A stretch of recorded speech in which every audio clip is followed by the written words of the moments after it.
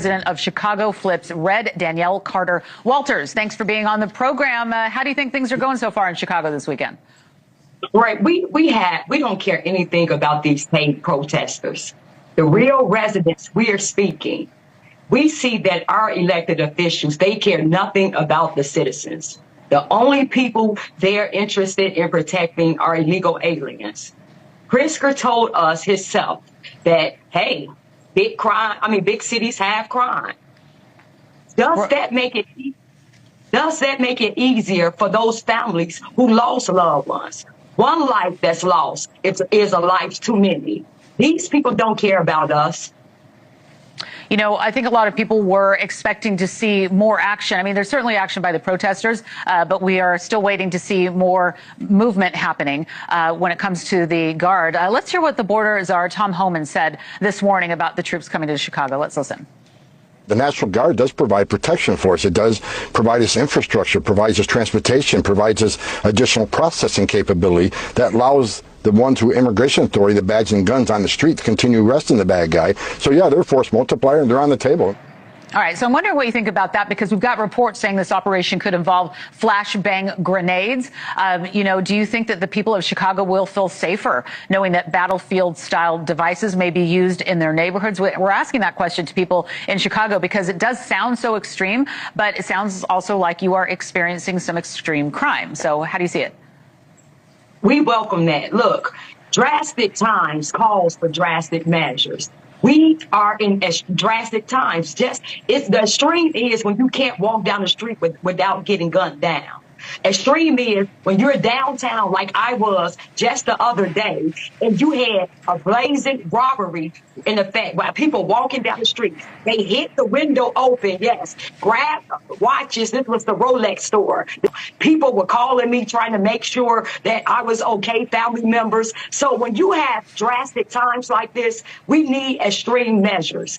And we know that all our elected officials care about, they don't care about the crime and what's happening. All they're asking for is give us the money. They don't, and no, do not send these crooks anything.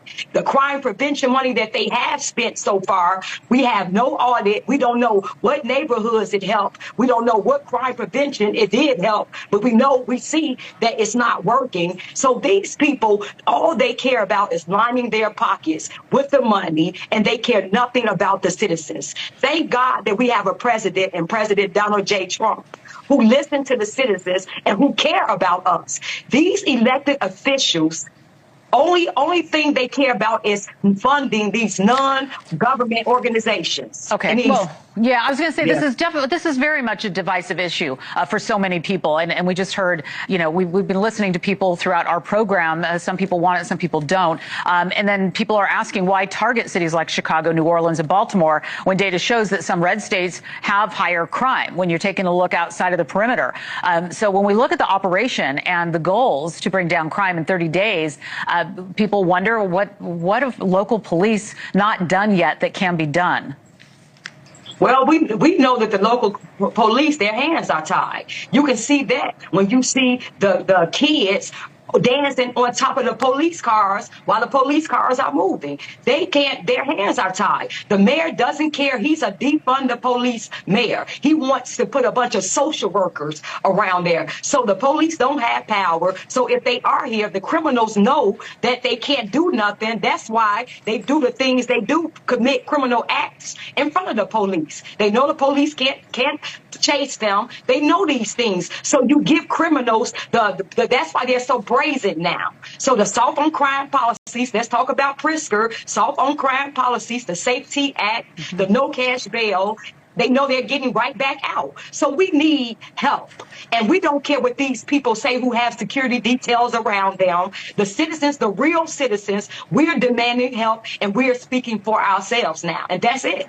All right. Well, thank you very much for bringing your perspective onto the program. We appreciate you, Vice President of Chicago Flips Red, Danielle Carter Walters, and stay safe. Thank you very much for being here today. And joining